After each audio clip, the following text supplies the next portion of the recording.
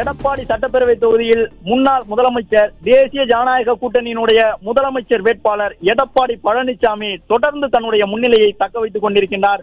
அதிமுகவினுடைய பொதுச் செயலாளர் தேசிய ஜனநாயக கூட்டணியினுடைய முதலமைச்சர் வேட்பாளர் எடப்பாடி பழனிசாமி தொடர்ச்சியான முன்னிலையை தக்க வைத்துக் கொண்டிருக்கின்றார் என்பதை பார்த்துக் கொண்டிருக்கின்றோம். சேலம் எடப்பாடி தொகுதியிலே அவருடைய முன்னிலை தபால் வாக்குகள் எண்ணப்பட்ட பொழுது முன்னிலையில் இருந்தார் எடப்பாடி பழனிசாமி. அதன் பிறகு இந்த முதல் சுற்று வாக்குகள் எண்ணப்பட்டு வரக்கூடிய நிலையிலும் தொடர்ச்சியான முன்னிலையை தக்க வைத்துக் கொண்டிருக்கின்றார் எடப்பாடி பழனிசாமி என்பதை பார்த்துக் கொண்டிருக்கின்றோம்.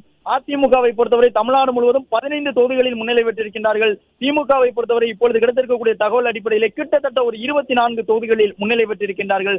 அதிமுக முன்னிலையில் இருக்கக்கூடிய தொகுதிகள் கூட்டணியாக முன்னிலையில் இருக்கக்கூடிய தொகுதிகளில் 2 தொகுதிகளில் பாட்டாளி மக்கள் கட்சி முன்னிலையில் இருக்கின்றது என்பதை பார்க்கின்றோம். இன்னும் சற்று தொகுதியினுடைய நிலவரத்தை எல்லாம் நாம் தொடர்ந்து பார்க்க இருக்கின்றோம். சௌமியா அன்புமணி பாமக சார்பில் போட்டியிட்டு இருக்கின்றார்.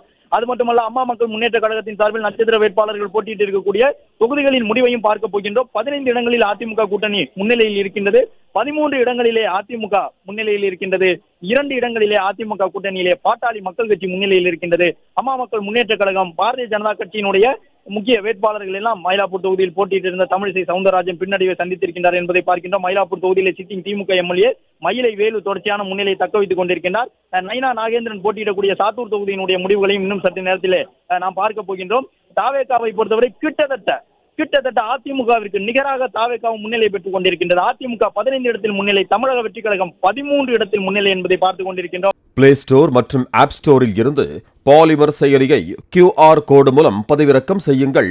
செய்திகளை உடனுக்குடன் பெறுங்கள்.